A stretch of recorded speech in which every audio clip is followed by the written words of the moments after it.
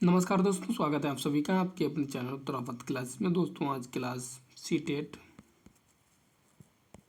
और सीटेट के साथ में जो भी टीचिंग एग्ज़ाम होंगे, चाहे वो यूपी टेट हो या आई टेट हो या आर टेट हो, सभी के लिए उतना ही महत्वपूर्ण होगा। तो दोस्तों आज क्लास थर्ड चैप्टर और इसमें सीखने का अर्थ तथा सिद्धांत पढ़ेंगे। अधिगम का अर्थ और प्रभावित करने वाले कारक, अधिगम की प्रभावशाली विधियाँ, इस पर चर्चा करेंगे।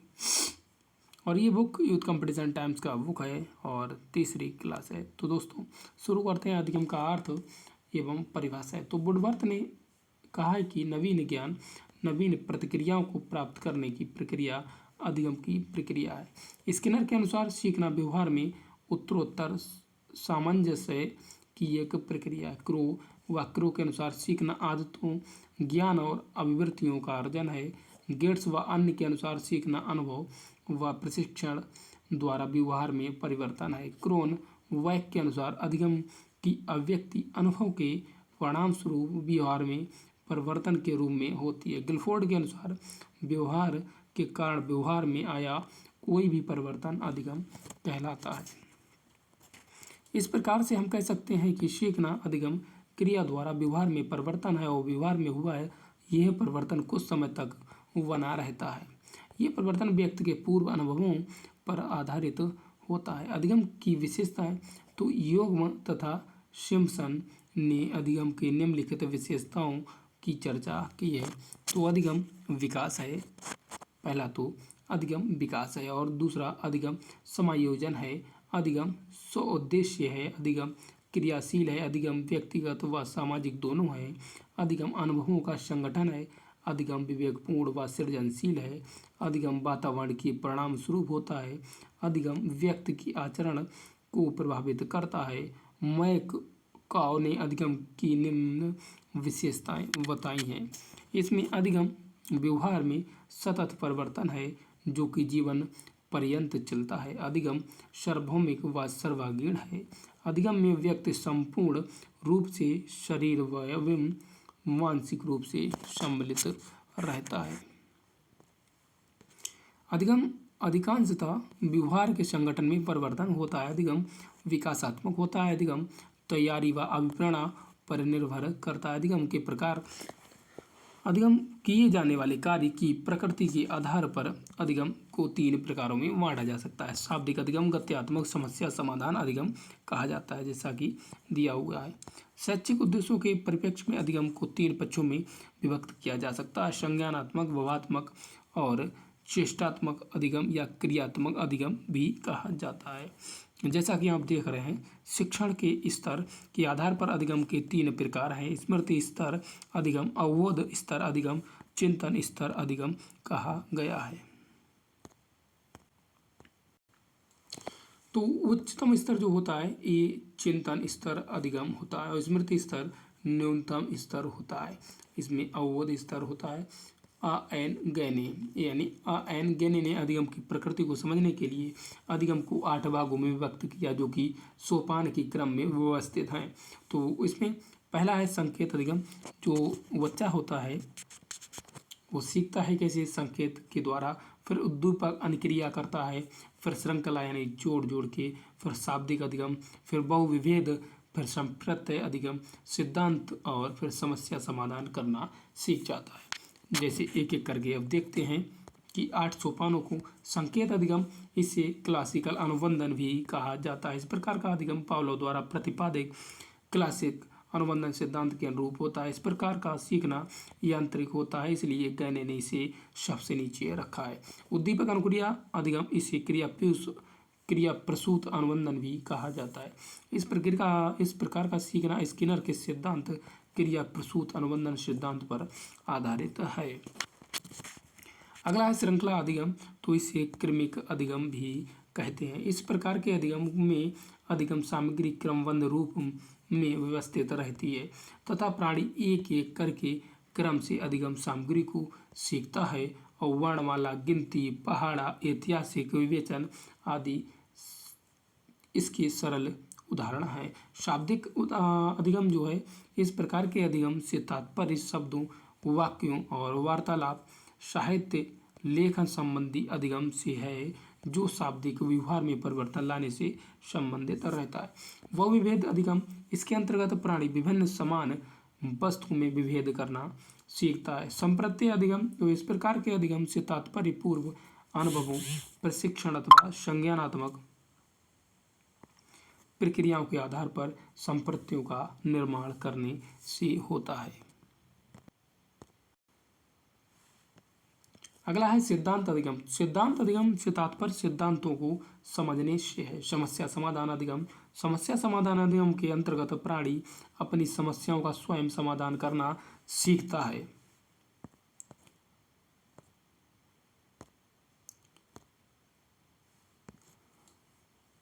अधिगम को प्रभावित करने वाले कारक, तो इसमें निम्नलिखित कारक हैं, जैसे बालक का शारीरिक व मानसिक स्वास्थ्य।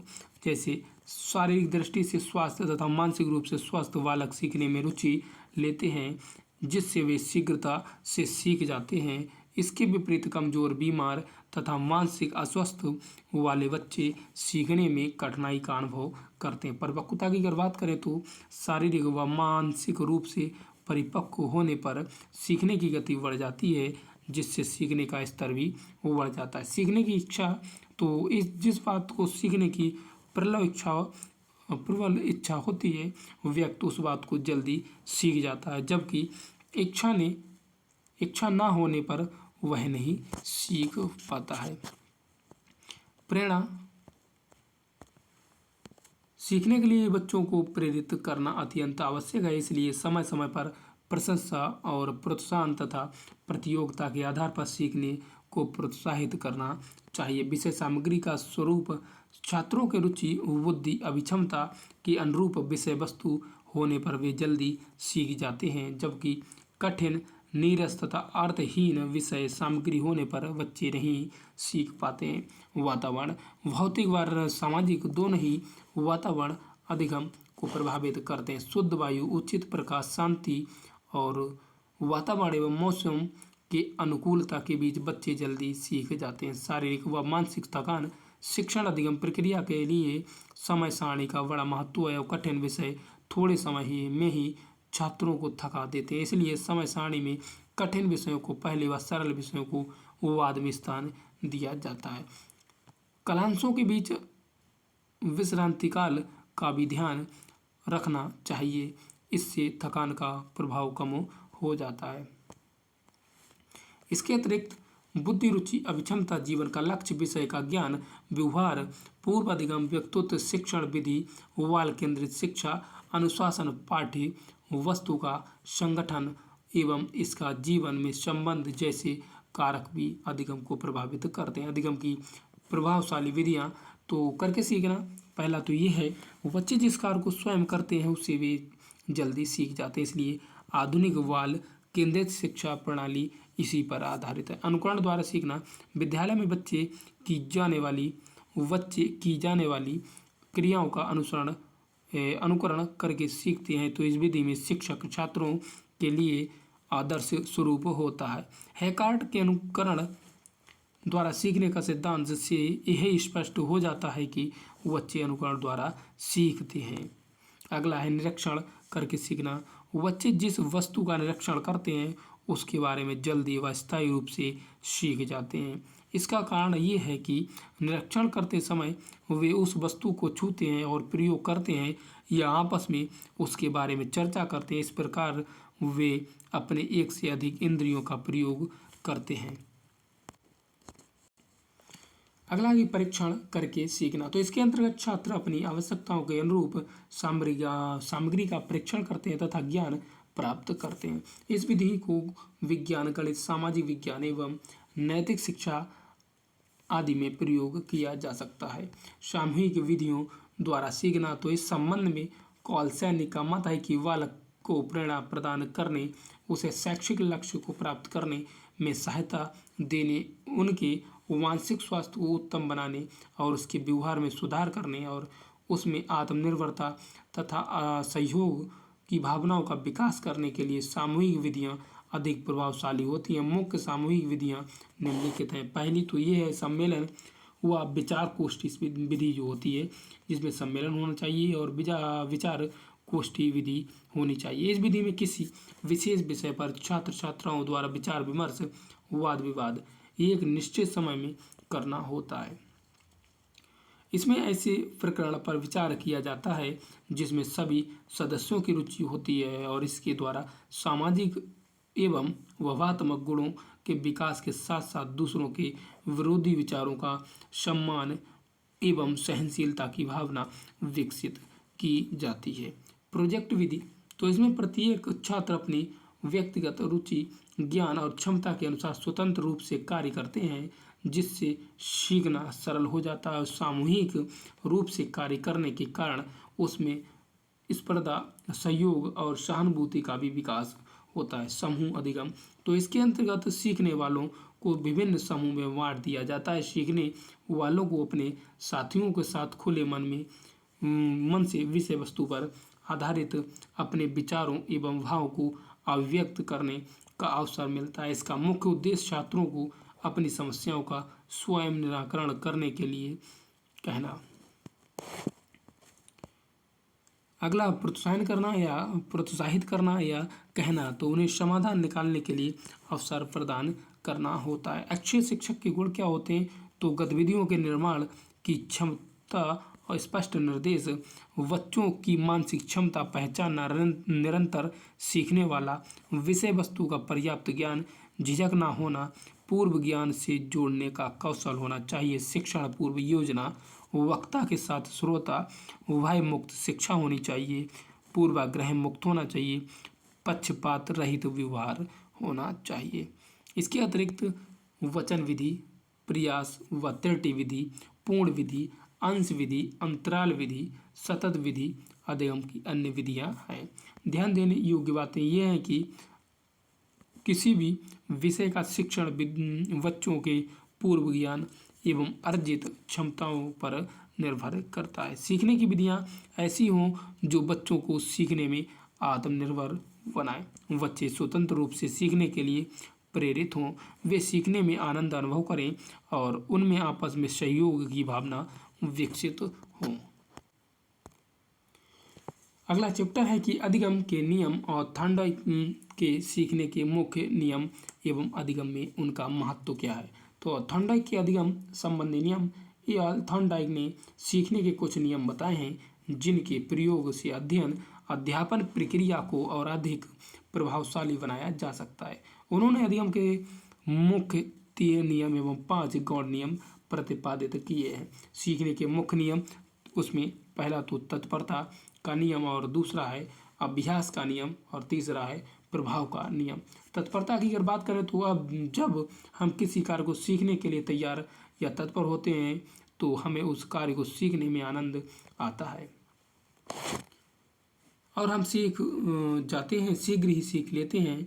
और इसके विपरीत सीखने के लिए तैयार नहीं होने की स्थिति में हमें सीखने की क्रिया से असंतोष मिलता है और प्रायः खीज या तनाव उत्पन्न होता है।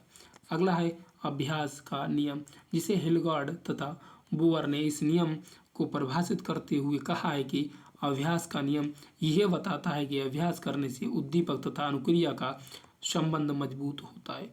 उपयोग तथा अभ्यास रोक देने से संबंध कमजोर पड़ जाता है या पाठ्य वस्तु विस्मृति हो जाती है। अर्थात अभ्यास व्यक्ति को कुशल बनाता है। अभ्यास के 2 उपनियम भी हैं। पहला तो ये है कि उपयोग का नियम, यह नियम इस बात पर बल देता है कि मनुष्य जिस कार्य को बार बार दोहराता है उसे शीघ्र सीख जाता है। अनुप्रयोग का नियम, जब हम किसी पाठ या विषय को दोहराना बंद कर देते हैं तो उसे हम धीरे धीरे भूलते चले जाते हैं। इसे ही अनुप्रयोग का नियम कहा जाता है। प्रभाव का नियम, थॉर्नडाइक के अनुसार जिस कार्य से संतोष होता है यानी संतोष होता है उससे उद्दीपन अनुक्रिया संबंध दृढ़ होता है और जिस कार्य से असंतोष होता है उससे यह संबंध कमजोर होता है। अर्थात व्यक्ति जिस कार्य का परिणाम सुखद होता है उस कार्य को दोहराते हैं और जिस कार्य का परिणाम दुखद होता है उस कार्य को नहीं दोहराते हैं। सीखने के सहायक या गौण नियम, तो इसमें मनोवृत्ति का नियम, बहु अनुक्रिया का नियम, आंशिक क्रिया का नियम है। अब अगला है कि अनुरूपता का नियम, संबंधित परिवर्तन या सहचार्य स्थानांतरण का नियम। एक एक करके पढ़ते हैं। मनोवृत्ति का नियम, तो जिस कार्य के प्रति हमारी जैसी आवृत्ति या मनोवृत्ति रहती है उसी अनुपात में हम उसको सीखते हैं। अनुकूल मनोवृत्ति होने पर बालक सीख जाता है या सीखता है, तथा प्रतिकूल मनोवृत्ति होने पर बालक के सीखने में बाधाएं आती हैं।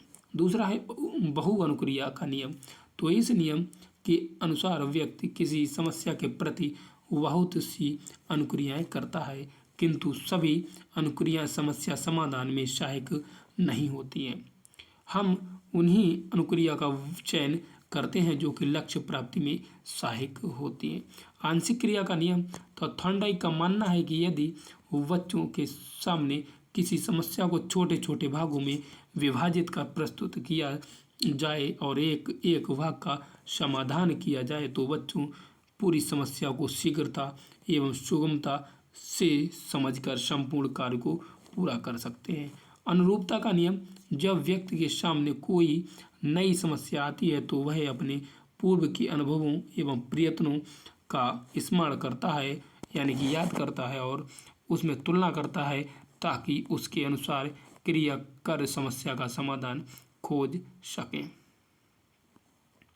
अगला है कि संबंधित परिवर्तन का नियम, तो इस नियम का सहचार्य रूपांतरण सहचार्य परिवर्तन का नियम भी कहते हैं। इसको जो कहते हैं कि सहचार्य रूपांतरण और सहचार्य परिवर्तन का नियम भी कहते हैं। इसके अनुसार कोई भी अनुक्रिया जिसे करने की क्षमता व्यक्ति में होती है उसे एक नए उद्दीपन के द्वारा भी उत्पन्न किया जा सकता है। इसमें क्रिया का स्वरूप वही रहता है पर परिस्थिति में परिवर्तन हो जाता है। सीखने के नियमों का शैक्षिक महत्व, अधिगम प्रक्रिया में सीखने के नियमों का विशेष महत्व है। सीखने की तत्परता, सतत अभ्यास, संतोषप्रद परिणाम से इच्छित फल की प्राप्ति होती है।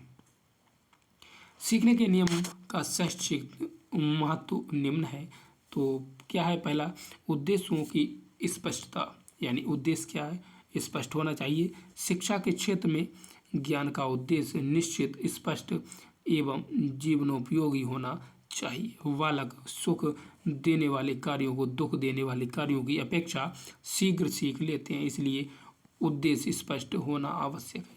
उपयुक्त ज्ञान एवं क्रिया का चयन, बच्चे की शारीरिक एवं मानसिक क्षमता का मूल्यांकन करने के बाद ही सिखाने वाले को उपयुक्त ज्ञान एवं क्रिया और विधि का चुनाव करना चाहिए। इससे उसे ज्ञान के स्थानांतरण एवं अभ्यास में सरलता होती है।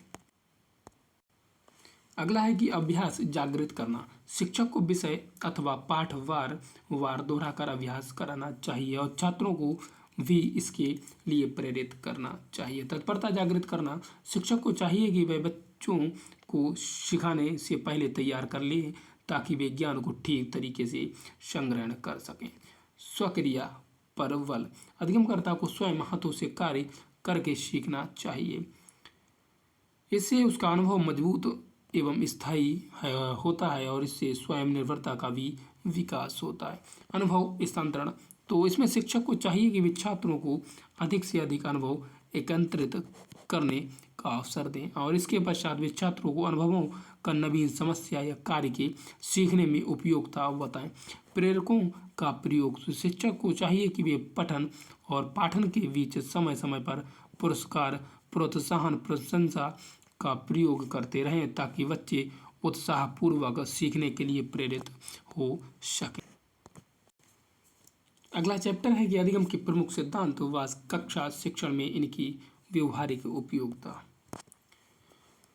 हिलगार्ड ने अपनी पुस्तक में 10 से भी अधिक सीखने के सिद्धांतों का वर्णन किया है, जिसमें वे कुछ प्रमुख सिद्धांत निम्नलिखित हैं। तो पहला है कि थॉर्नडाइक का सीखने का सिद्धांत। इस सिद्धांत को प्रयत्न व भूल का सिद्धांत या प्रयास व त्रुटि का सिद्धांत या उद्दीपक अनुक्रिया का सिद्धांत, संबंधवाद या बंधन सिद्धांत भी कहा जाता है। A.L. थॉर्नडाइक ने प्रयत्न व भूल के इस सिद्धांत के बारे में बताते हुए कहा है कि जब व्यक्ति कोई कार्य सीखता है तब उसके सामने एक विशेष स्थिति या उद्दीपक होता है जो उसे विशेष प्रकार की प्रतिक्रिया करने के लिए प्रेरित करता है। और इस प्रकार एक विशिष्ट उद्दीपक का एक विशिष्ट अनुक्रिया से संबंध स्थापित हो जाता है, यानी रिस्पॉन्स संबंध स्थापित हो जाता है, तो उसे उद्दीपक अनुक्रिया संबंध कहते हैं। यह उद्दीपक अनुक्रिया संबंध अधिगमकर्ता द्वारा किए गए प्रतिक्रिया के परिणामों पर निर्भर करता है। थॉर्नडाइक के प्रयोग, तो थॉर्नडाइक ने अमेरिका के एक प्रसिद्ध मनोवैज्ञानिक, पहली बात तो ये है कि वह अमेरिका के एक मनोवैज्ञानिक थे और इन्होंने बिल्ली, चूहे, मुर्गी आदि पशु पक्षियों पर प्रयोग करके यह निष्कर्ष निकाला कि पशु पक्षी व बच्चे प्रयत्न व भूल द्वारा सीखते हैं। अपने एक प्रयोग में इन्होंने एक भूखी बिल्ली को पिंजड़े में बंद कर दिया और पिंजड़े के बाहर भोज्य सामग्री रख दी। बिल्ली के लिए भोजन उद्दीपक था, यानी कि उसको चाहिए था क्योंकि भूख लगी थी, और उद्दीपक के कारण उसमें प्रतिक्रिया आरंभ हुई और बिल्ली ने बाहर निकलकर भोजन प्राप्त करने के लिए कई प्रयत्न किए और पिंजड़े के चारों ओर घूमकर कई पंजे मारे और प्रयत्न करते करते उस लीवर को दबा दिया, जिससे पिंजड़े का दरवाज़ा खुलता था। दोबारा फिर बंद करने पर बाहर उसे आने के लिए पहले से कम समय में ही सफलता मिल गई। तीसरी ओर चौथे प्रयास में और भी कम प्रयत्नों में सफलता मिल गई और एक परिस्थिति आई जब एक बार में ही वह दरवाज़ा खोलकर बाहर आने लगी।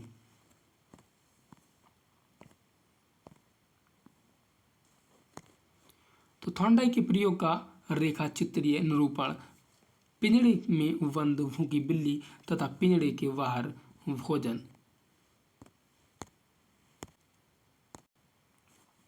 तो पहला रिस्पॉन्स इसका जो था बिल्ली के द्वारा पिंजड़ों में उछल कूद करना था, और दूसरा था कि बिल्ली द्वारा पिंजड़े की सलाखों को हिलाना था।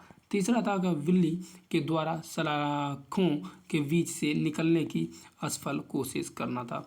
चौथा था कि बिल्ली द्वारा दरवाज़ा खोलने वाले लीवर का दबना तथा बाहर निकलकर भोजन प्राप्त करना था। वंदन यानी एसआर, तो उद्दीपक तथा संतोष प्रति अनुक्रिया के मध्य वंदन बन जाता है। थॉर्नडाइक ने बिल्ली के द्वारा सीखने की इस प्रक्रिया का विश्लेषण किया तथा सीखने के लिए दो बातों को अत्यंत महत्वपूर्ण माना है। पहला कि बिल्ली भूखी होनी चाहिए, यानी कोई भी भूखा होगा, अर्थात सीखने के लिए अभिप्रेरणा का होना आवश्यक है। अगर सीखना चाहेगा तो उसमें मोटिवेशन होना चाहिए तथा बिल्ली की भूख को संतुष्ट करने के लिए भोजन का होना जरूरी है, जो कि पुनर्वलन का कार्य कर सके। दूसरे शब्दों में सीखने के लिए पुनर्वलन केंद्रीय तत्व है तथा अनुक्रिया का संतोषजनक परिणाम ही उद्दीपक अनुक्रिया वंदन को सुदृढ़ कर सकता है।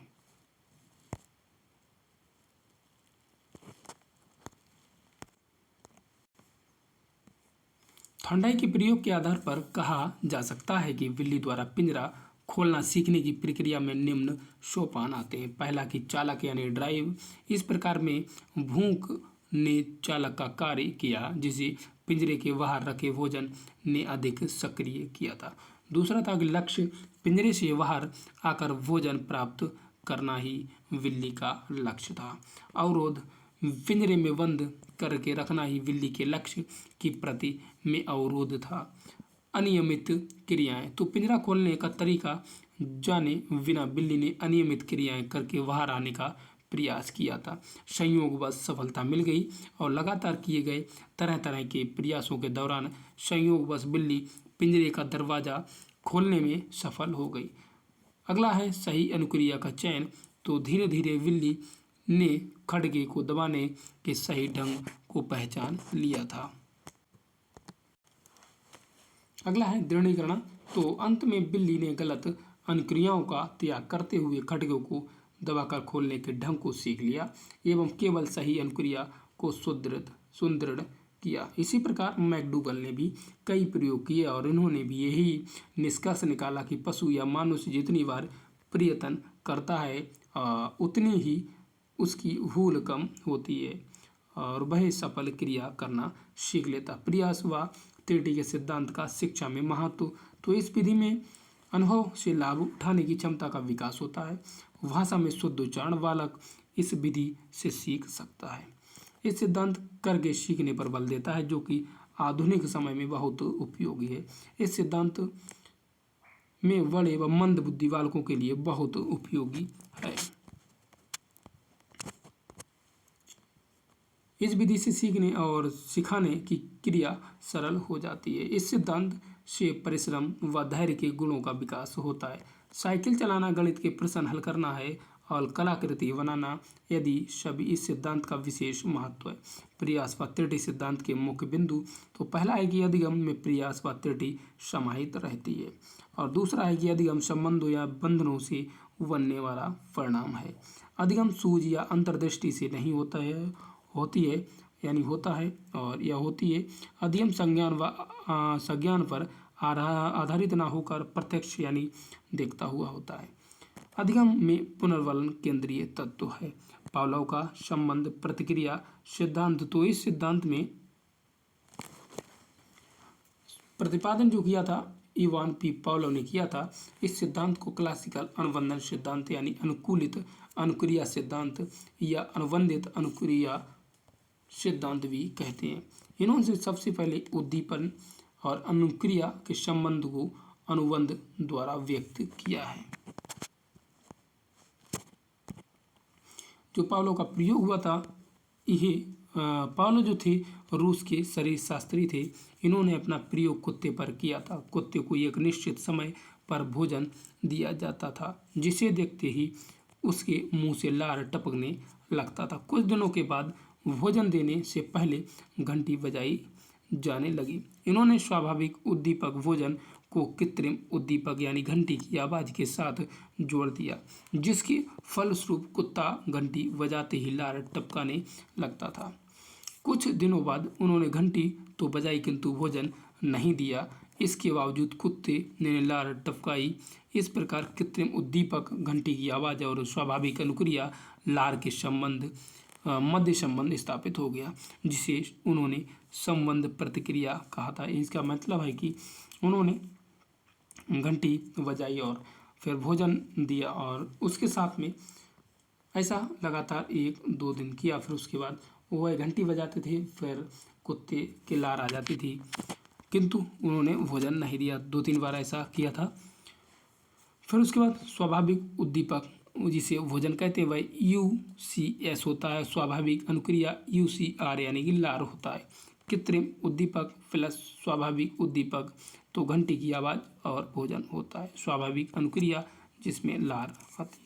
कृत्रिम उद्दीपक तो घंटी की आवाज़ या अनुबंधित उद्दीपक CS होता है। स्वाभाविक अनुक्रिया लार या अनुबंधित अनुक्रिया यानी CR होता है। UCS और UCR CS CR होता है। संबंध प्रतिक्रिया सिद्धांत का शिक्षा में महत्व क्या है? तो इससे अच्छे आचरण व अनुशासन की भावना का विकास किया जा सकता है। यह सीखने की स्वाभाविक विधि है। इसकी सहायता से बुरी आदतों और भय संबंधी रोगों का उपचार कर सकते हैं। अनुकूल कार्य करवाने से इस सिद्धांत का प्रयोग करना चाहिए। दूसरे शब्दों में इस सिद्धांत का प्रयोग करके व्यवहार को अनुकूलित किया जा सकता है। यह सिद्धांत बालकों के सामाजिकरण करने व वातावरण से सामंजस्य स्थापित करवाने में सहायक है। यह सिद्धांत उन विषयों की शिक्षा में उपयोगी है जिनमें चिंतन की आवश्यकता नहीं होती है, जैसे सुलेख, अक्षर विन्यास आदि होता है। अनुबंधित अनुक्रिया के अंग तो उत्तेजना, दूसरा है विलोपन और तीसरा है स्वतः पुनर्लाभ और चौथा है उद्दीपक सामान्यीकरण। पांचवा है उद्दीपक विभेदन, छठा है वह है अवरोध और सातवां है क्लासिक क्रम, आठवां है द्वितीय कोटि अनुबंधन और नौवां है पुनर्वलन। अब देखते हैं स्किनर का क्रिया प्रसूत अनुबंधन सिद्धांत। सीखने की क्रिया प्रसूत अनुबंधन सिद्धांत की प्रवर्तक ये हैं मनोवैज्ञानिक BF स्किनर थे। स्किनर ने अधिगम के क्षेत्र में अनेक प्रयोग करते हुए यह निष्कर्ष निकाला कि व्यवहार की पुनरावृत्ति तथा परिमार्जन उसके परिणामों के द्वारा निर्देशित होता है और व्यक्त व्यवहार का संचालन करता है, जबकि इसको बनाए रखना इसे प्राप्त परिणामों पर निर्भर करता है। स्किनर के द्वारा इस प्रकार के व्यवहार को क्रिया प्रसूत व्यवहार एवं इस प्रकार के व्यवहार को सीखने की प्रक्रिया को क्रिया प्रसूत अनुबंधन के नाम से संबोधित किया गया है। प्रयोज्य की अनुक्रियाओं का पुनर्वलन के लिए अनुबंधन का एक नियमित होने के कारण इस सिद्धांत को नियमित या यांत्रिक या साधनात्मक अनुबंधन सिद्धांत के नाम से भी संबोधित किया जाता है। स्किनर ने जो प्रयोग किया था यह चूहे पर प्रयोग किया था, जैसे कि आप देख रहे हैं। स्किनर का जो प्रयोग था ये स्किनर बॉक्स में एक भूखे चूहे को बंद कर दिया। कुछ देर उछलने कूदने के बाद चूहे के पैर से लीवर दब गया, जिससे घंटी की आवाज़ के साथ भोजन तस्तरी में भोजन का टुकड़ा गिर गया। भोजन देखकर चूहा उसे खा लेता है और इस प्रकार के कुछ प्रयासों के बाद चूहा लीवर दबाकर तस्तरी में भोजन गिराना सीख लेता है। इसी प्रकार उन्होंने कबूतर पर भी कई प्रयोग किया और निष्कर्ष निकाला कि अनुक्रियाएं दो प्रकार की होती हैं, जिसे प्रतिवादित व्यवहार या अनुक्रिया, क्रिया प्रसूत व्यवहार या अनुक्रिया कहते हैं। प्रतिवादित व्यवहार को उद्दीपन प्रसूत व्यवहार भी कहते हैं तथा इस प्रकार के अनुक्रिया ज्ञात उद्दीपकों के नियंत्रण में रहते हैं तथा इनकी प्रकृति अनैच्छिक होती हैं, जैसे प्रकाश पड़ने पर आंखों का झपकना, भोजन देखकर मुंह में लार आना और पिन चुभने पर दर्द होना आदि होता है।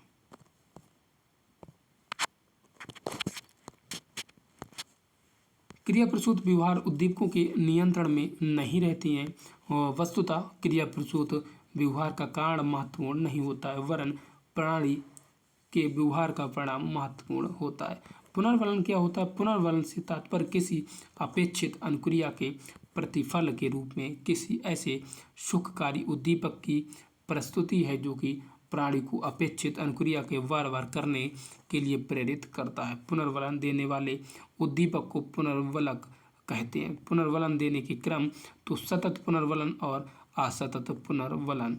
प्रत्येक सही अनुक्रिया के उपरांत दिया जाने वाला पुनर्वलन और असतत पुनर्वलन ये होता है, जिसे आंशिक पुनर्वलन भी कहते हैं।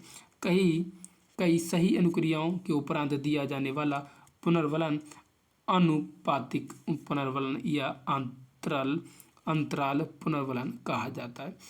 इसमें अगर अनुपातिक पुनर्वलन की बात करें तो कुछ संख्या में अनुक्रिया करने पर पुनर्वलन हो जाता है। अंतराल की अगर बात करें तो कुछ समय अनुक्रिया करने के बाद पुनर्वलन काम आता है।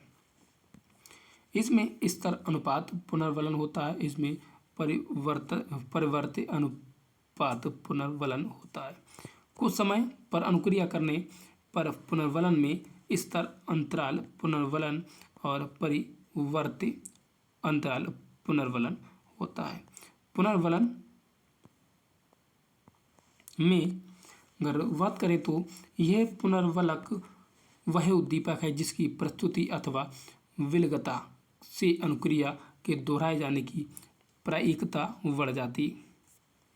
धनात्मक पुनर्वलक, तो इसमें धनात्मक पुनर्वलक की प्रस्तुति में अनुक्रिया के दोहराए जाने की प्रायिकता बढ़ जाती है, जिसे भोजन, पानी, प्रशंसा आदि होता है। ऋणात्मक पुनर्वलक, तो ऋणात्मक पुनर्वलक के हटाए जाने पर अनुक्रिया के दोहराए जाने की प्रायिकता बढ़ जाती है, जैसे तेज, शोर, विद्युताघात, निंदा आदि होता है। स्किनर ने क्रिया प्रसूत अनुबंधन सिद्धांत के पुनर्वलन का विशेष महत्व है इसमें, और स्किनर ने दंड को पुनर्वलक की श्रेणी में नहीं माना है। क्रिया प्रसूत अनुबंधन का शिक्षा में महत्व क्या है? तो इसका प्रयोग बालकों के शब्द भंडार में वृद्धि के लिए किया जाता है।